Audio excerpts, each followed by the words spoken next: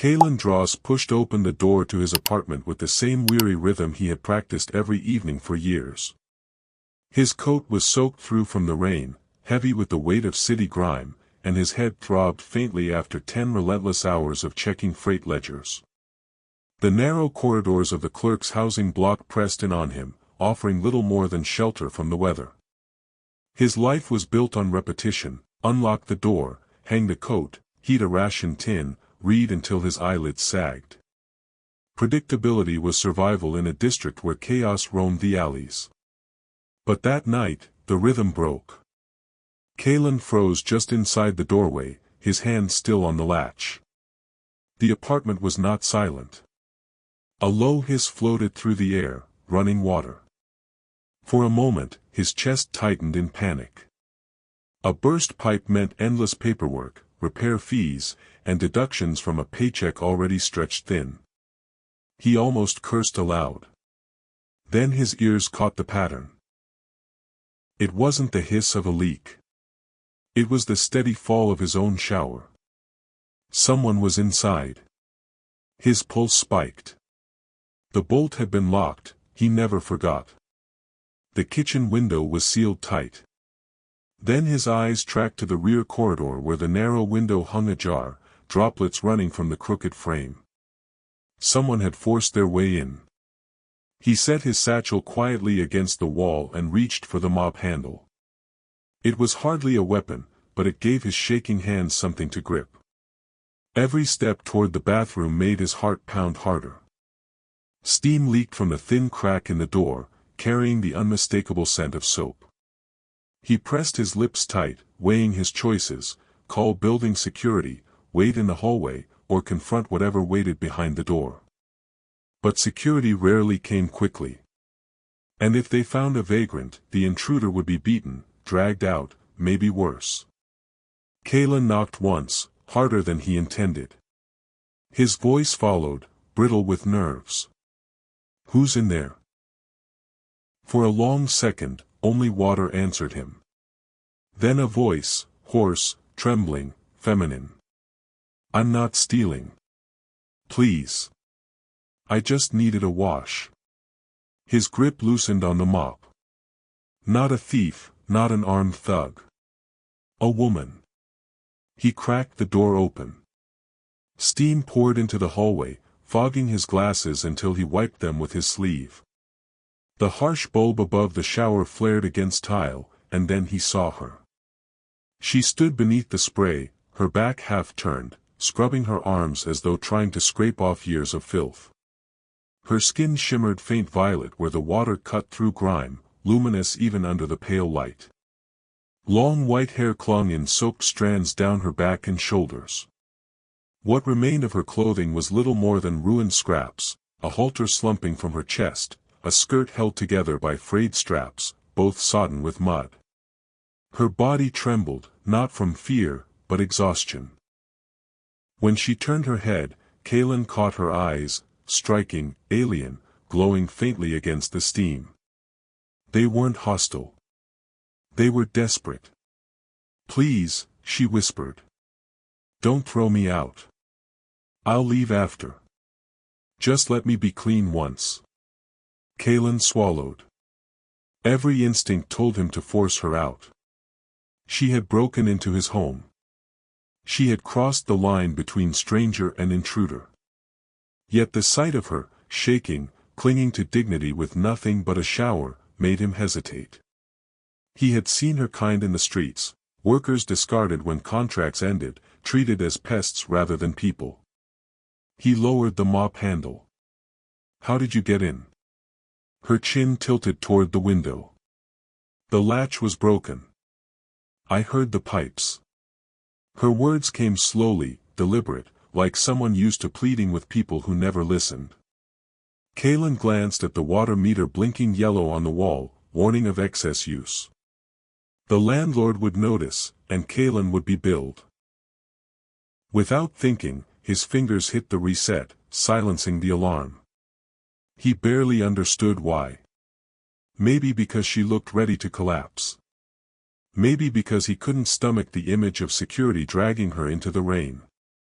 He opened the cabinet, pulled out the clean towel he rarely touched, and held it toward her. His voice steadied. Finish, then dry off. She froze, eyes locked on his face as if waiting for cruelty. But when none came, she pressed her lips together and nodded once. Thank you. Kalen shut the door quietly and leaned against the hallway wall, steam pressing against his back. His pulse hammered, but fear was giving way to something else: curiosity, unease, the sense that he had just invited chaos into his rigidly ordered life. Moments later the water stopped. Silence filled the flat, broken only by the drip of rain outside. The bathroom door creaked open. She stepped barefoot into the hall, towel clutched tightly around her slender frame. Her violet skin gleamed clean now, luminous in a way that caught the light, and her white hair fell in long wet strands to the wooden floor. Kalen forced his tone even. You said you weren't a thief. Then tell me, why here? Why my place? She looked at him directly, as though expecting the question. Because I saw you before. The south corridor. You left bread near the runoff pipe. You thought no one noticed, but I did. Kalen blinked. He remembered, walking home, seeing a figure crouched by the drain, leaving a piece of ration bread without a word. He hadn't thought it mattered. He hadn't thought anyone would remember. He motioned toward the kitchen. Sit. Eat something before you go. She hesitated, then followed. At the table, she sat upright, cautious, every movement deliberate. Hunger betrayed her, though. When he placed bread and a tin of fruit before her, her hands trembled as she broke the crust into small bites. Do you have a name? Kalen asked quietly. Solara, she said, the syllables weighted as if they cost her something to share. Kalen, he replied, though she already knew. Her fingers tightened around the tin, her eyes dropping. I came from the workers' quarter. The company ended contracts when they downsized. Men who could still lift were kept. Women like me were sent out. No shelter, no credits. If you linger too long in the alleys, the streets decide what you are. Her lips pressed flat. They decided I was trash. The word struck heavier than any excuse might have. Kalen leaned back, exhaling. He had seen the evictions, the discarded laborers, the slow bleeding of the colony. He had turned away like everyone else. But now one sat in his kitchen, eating his food. You broke into my home, he said finally. Calm words, blunt. Her eyes lifted to meet his. I know. If you send me out now, I won't make it through the night. Not with the cold. Not with the rain. That honesty hit harder than a lie. She wasn't bargaining. She wasn't manipulating. She was stating the truth. Kalen reached into the cupboard, pulled another towel, and dropped it on the table beside her. Stay tonight. Tomorrow we'll see. For the first time, her shoulders eased. She didn't smile, but her voice softened. That's enough. As Kalen poured tea into a cracked cup and slid it across to her, the flat no longer felt entirely his. Something unpredictable had entered with Solara, and routine had finally broken. The apartment was quieter than usual that night, but Kalen Dross couldn't find rest. He sat on the edge of his narrow cot, staring at the floor while faint drips of water from Solara's freshly washed hair tapped against wood in the other room. She moved carefully, folding the towel he had given her as if proving she hadn't ruined it, placing it neatly on the table like an offering of respect. Kalen rubbed a hand across his brow. He told himself this was temporary, that she would leave in the morning, yet part of him already doubted it. She had nowhere to go. And the truth was, he had already chosen not to force her out. What unsettled him most wasn't danger, it was how quickly his instinct had bent in her favor.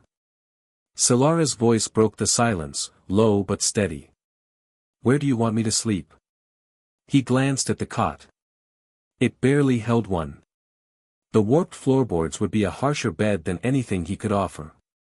Kalen pointed toward the cot anyway. Take it. I'll manage on the floor. Her head snapped up, pride flashing in her luminous violet eyes. I didn't come to replace you in your own bed. You're not replacing me, he said. You're surviving. That's different. She studied his face, searching for mockery or pity. Finding neither, she relented, lying down stiffly as if bracing for rejection. Kalen stretched out on the floor, pulling a thin blanket around his shoulders, listening as her breathing remained uneven, catching now and then like someone forcing themselves to rest while still on guard. Sleep didn't come easily for him either. The rain hammered against the window frames, pipes groaned in the walls, and her words at the table echoed in his head, turn me out and be safe, or let me stay and risk whatever comes with me. When dawn slipped through the blinds in pale gray, Kalen woke to the smell of food heating. He pushed himself up and saw Solara at the stove, still wrapped in a towel she had tied into a makeshift dress. Her long white hair clung damp to her shoulders as she stirred one of his old pans with careful precision. You don't have to cook, Kalen said, rubbing the sleep from his eyes. She cut him off gently. If I stay, I contribute. Even with nothing, I do something. I won't be treated like a burden. Her words carried weight, sharper than the sound of rain. She split what little food she had prepared evenly into 2 portions, sliding one toward him. They ate in silence, her movements deliberate, precise, as though every gesture was shaped by years of living at the mercy of others. You're not invisible here, Kalen said finally, his voice low. For the first time, her guarded expression shifted. Not trust yet, but the faintest flicker of relief. One day became 2, then 3. Solara began moving through the apartment as though learning its rhythm, sweeping crumbs from the table after meals, folding Kalen's blanket when he left for work, pouring water into the kettle without waiting for permission. He noticed how cautious each action was, how she seemed to test whether she was allowed to exist in the space at all. By the 3rd day, she wore one of Kalen's old shirts. Loose, shapeless, but decent compared to the ruined scraps she had arrived in. When she reached up to adjust the collar, her pale violet skin caught the dim light, and Kalen found himself staring before he quickly turned away, ashamed. Solara noticed, but said nothing. Late one evening, while Kalen sorted freight ledgers at the table, a knock rattled the door. 2 sharp raps, the kind neighbors used when they wanted to complain. Solara stiffened instantly, retreating toward the bathroom like a shadow. Kalen cracked the door. Old Mrs. Dinvar from 2 units down peered at him with sharp eyes. Water leak last night? Pipes were rattling louder than usual. Just the heater, Kalen lied smoothly, surprising himself with how easily the words left his mouth. Mrs. Dinvar muttered about maintenance before retreating. When Kalen shut the door, Solara stepped back out, her gaze sharp. You covered for me. I didn't want questions, he answered simply. Her lips pressed tight, then softened. Then I'll be careful with the noise. That night, while she dried her white hair with a towel, Kalen finally asked the question that had haunted him since the first moment. Why didn't you run when I caught you? She paused, towel frozen mid-motion. Then her eyes met his with quiet defiance. Because running means I'm guilty. If you were going to throw me out, I wanted you to do it looking at me. Not as a shadow. As myself. The honesty cut straight through him. Kalen had no words, only a nod. For the first time, Solara allowed herself a faint smile. It was so small it could have been missed, but it was real. Days blurred into a rhythm unlike anything Kalen had known. He found himself waking earlier, listening for her soft footsteps across the floorboards. He returned from work to find her still there, sometimes sweeping, sometimes sitting quietly with her long white hair spilling over her shoulders, as though the apartment had always been hers as much as his. Yet, even in the comfort of routine, an unspoken tension grew. He noticed the way she lingered by the window, hand pressed lightly against the glass as if testing whether freedom still waited outside. He noticed the way her violet skin caught the pale city light, glowing against the gray room. When he told her she didn't need to measure herself here, she tilted her head, studying him with quiet skepticism. When you spend years unwanted, she said, you learn to take up less space. Quieter steps, shorter breaths. People notice less that way. But here, her eyes locked on his, I'm still learning how much noise I'm allowed to make. Kalen's chest tightened at her words. He wanted to promise she could make as much noise as she wanted, but he knew how fragile promises sounded to someone who had been broken before. So he said nothing, only nodded, silently daring himself to mean it. That night, as storm winds battered the glass, Kalen woke to the sound of her shivering in the cot. The broken seal along the window let in a cruel draft.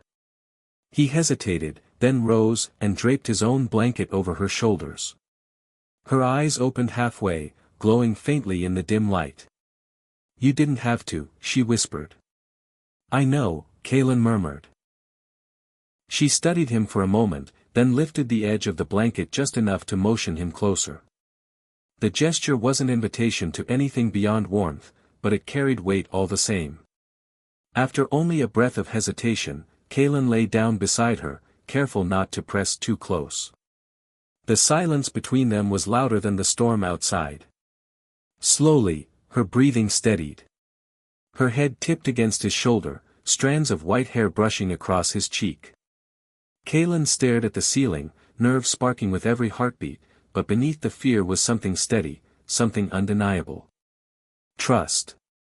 For the first time in years, Kalen Dross no longer felt entirely alone. The days stretched into a rhythm that both Kalen and Solara seemed afraid to name. He woke early, listening for the soft scrape of her bare feet across the warped floorboards, the faint splash of water in the sink, the rustle of fabric as she folded the blanket he had used.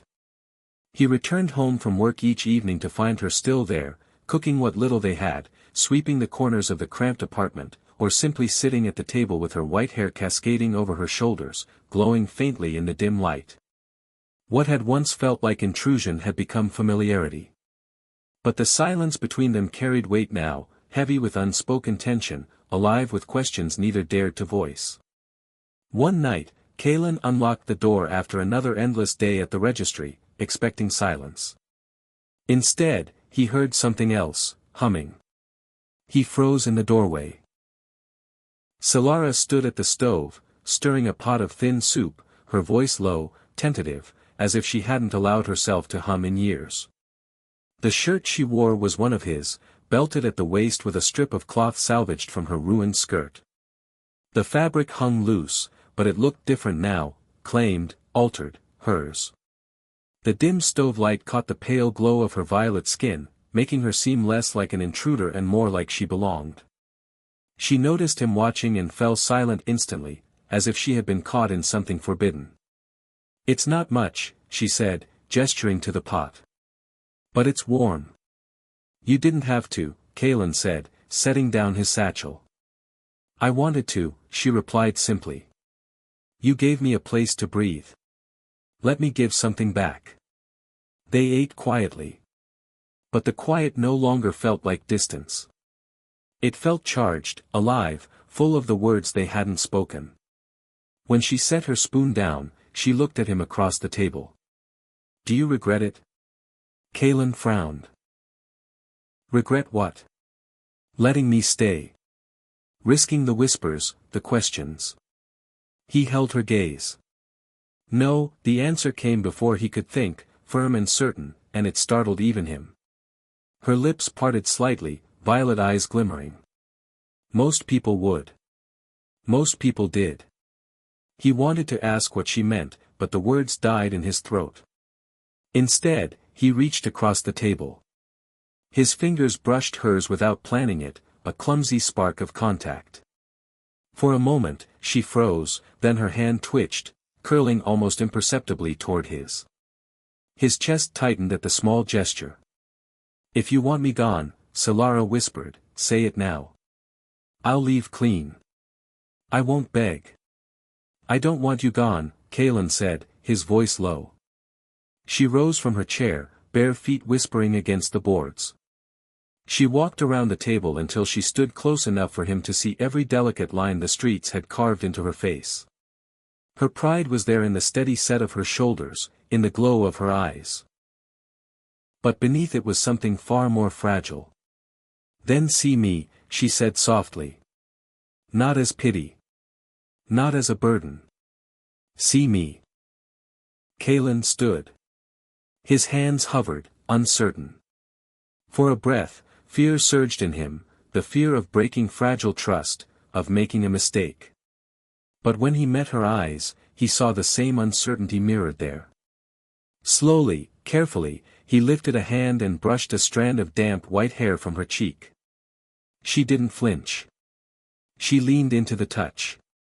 Their lips met, not rushed, not hungry, but tentative, as though both were searching for proof that this was real.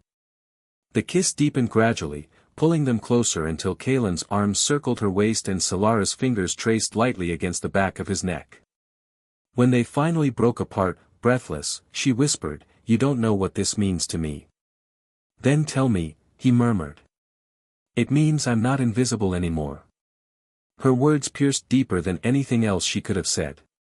He kissed her again, slower this time, and she let her head rest against him. For the first time since the night she had broken into his home, her guard lowered fully. That night, Solara didn't retreat to the cot alone. She sat beside Kalen until exhaustion pulled her under, her head resting against his shoulder. He lay awake long after, staring at the ceiling, knowing there was no turning back. The following days unfolded differently. Their silence was no longer defensive, it was intimate. When Solara crossed the room, brushing against his arm, the contact lingered, charged with something unspoken. When Kalen tied his boots to leave for work, she stood by the door, her voice low but certain. "You'll come back tonight?" "Always," he answered without hesitation. And he meant it. That evening, he returned to find her perched on the cot, her long white hair tumbling loosely around her shoulders. The shirt slipped from one side, revealing more of her pale violet skin than it hid.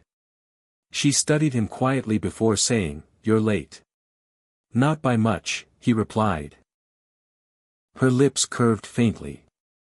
"I noticed." They ate together, then sat by the window, the storm outside reflecting neon across wet streets. Solara leaned closer, her hand brushing against his on the ledge, and stayed there when he didn't move it away. Her voice broke the silence. "I used to think touch was always a bargain. Something traded. Something taken. But when you kissed me, it felt different. It felt like choice." Kalen swallowed, his throat tight. "It was choice. Mine, yours. Both." "Then what happens," she asked, her violet gaze locking onto his, "if we choose again?" He didn't answer with words. He leaned in, and their lips met once more, this time with no hesitation. The kiss was deeper, urgent, born not from survival but from months of denial. Her hands slid across his chest, his arms pulled her against him, and for a long moment, the storm outside seemed to vanish. When they finally broke apart, she rested her forehead against his. Her voice was soft, trembling but steady. "I don't want to live as if tomorrow will take this away. I want to belong here. With you." Kalen's reply came before doubt could form. "You already do." That night, she pulled the blanket aside on the cot and looked at him. Not demanding, not pleading, inviting. He lay down beside her, no longer cautious, no longer holding back. Their bodies pressed together naturally, her head resting against his chest, his hand at her hip. They didn't rush. Their movements were slow, deliberate, shaped by trust more than urgency. Her skin was warm beneath his fingers, her breath steadying against his neck. For Solara, Closeness was no longer survival. For Kalen, it was no longer loneliness. It was something new. It was choice. Outside, the storm raged on. Inside, the fragile line between survival and desire had finally been crossed. When morning came, the air was clearer than it had been in weeks. Sunlight slipped through the cracked blinds, pale lines stretching across the floor. Kalen opened his eyes to find Solara curled against him, her white hair draped across his chest, her breathing slow and even. For the first time since she had entered his home, she was at peace in her sleep. She wasn't tense, wasn't waiting for rejection, wasn't bracing herself to run.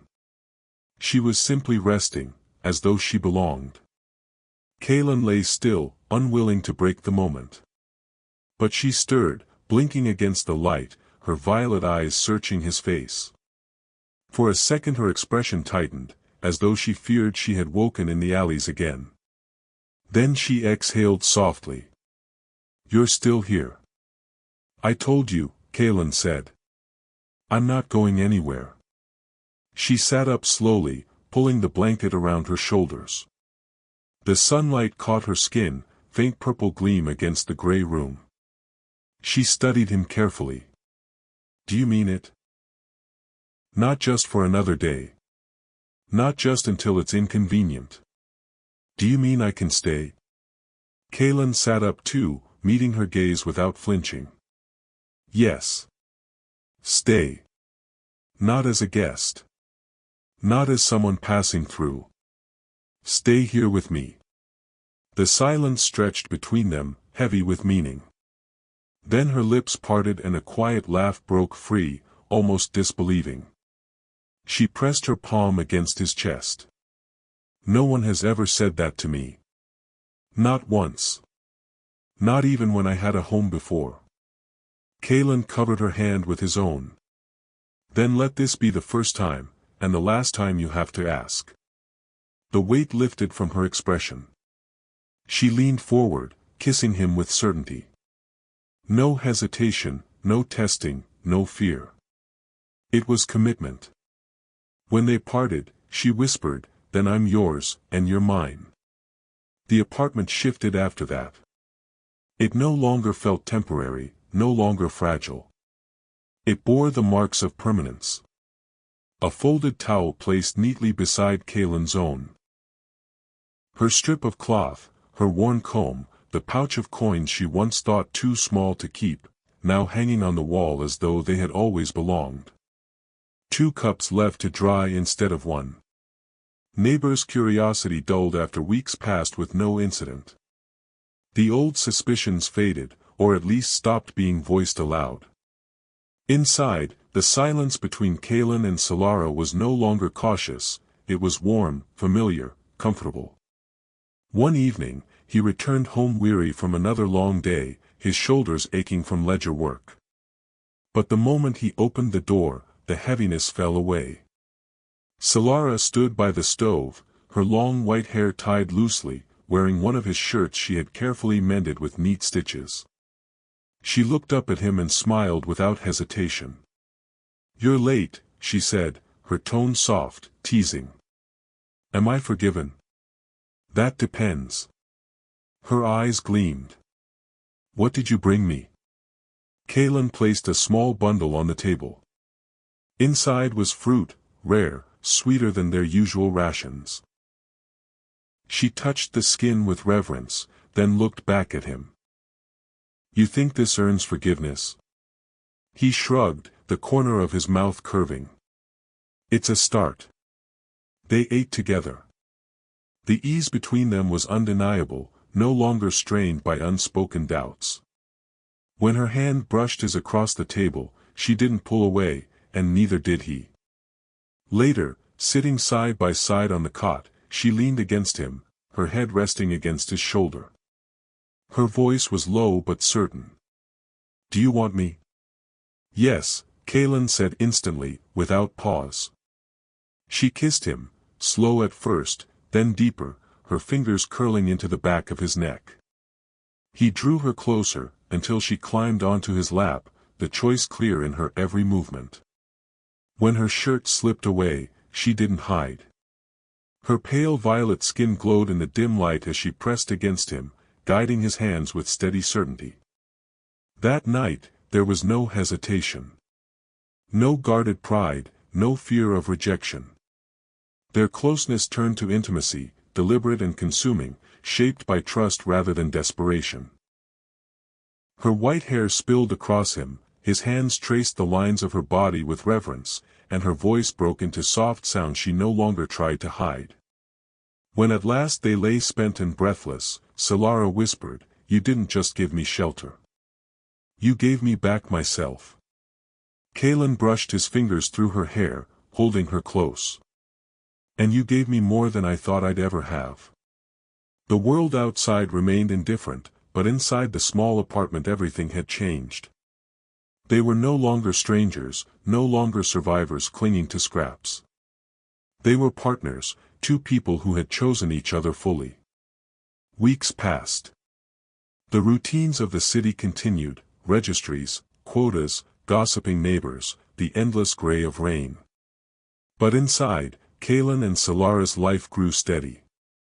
Shared meals. Shared chores.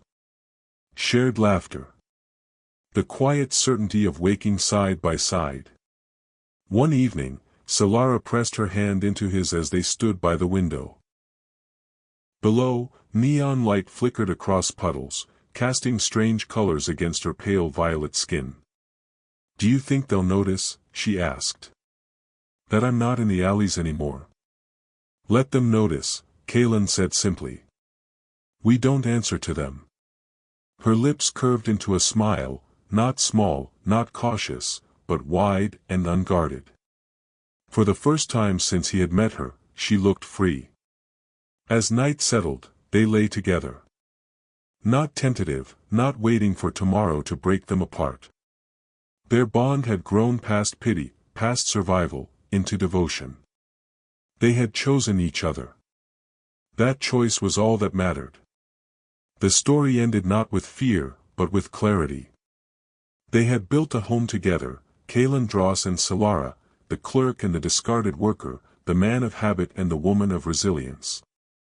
Against the weight of a world that sought to erase her, they had chosen one another, and in that choice, they had found something stronger than survival. Not routine. Not caution. But love. And that, friends, is where our journey with Kalen and Solara settles, not in silence, not in shadows, but in the warmth of a bond that defied everything around them. A simple apartment, a narrow cot, a broken window, none of it mattered as much as the choice they made each day to remain together. What began as intrusion became routine, what began as pity became trust, and what began as survival became love. In their world of quotas and contracts, where people were discarded the moment they became inconvenient, Kalen and Solara created something no one could put a price on, a home chosen freely, a devotion neither could take back. Maybe that's the quiet power of stories like this. They remind us that sometimes the greatest rebellions aren't loud uprisings or wars in the streets, they're found in the decision to care for someone the world has forgotten. To see them not as burden or bargain, but as human, as essential, as loved. For Kalen, the man who clung to routine, the risk was worth it. For Solara, the woman the streets had labeled invisible, love gave her back her name, her dignity, and her future. Together, they became proof that even in the coldest districts, warmth could still be found. If you've come this far with their story, I hope you felt the same weight lifting from their shoulders that they did, the same relief when survival finally turned into belonging. And if you enjoyed this retelling, don't forget, subscribe to the channel, drop a like to show your support, and share this with someone who loves stories of quiet defiance and unexpected love. Your voice helps these tales reach new ears, and maybe, inspires someone to choose kindness when it matters most.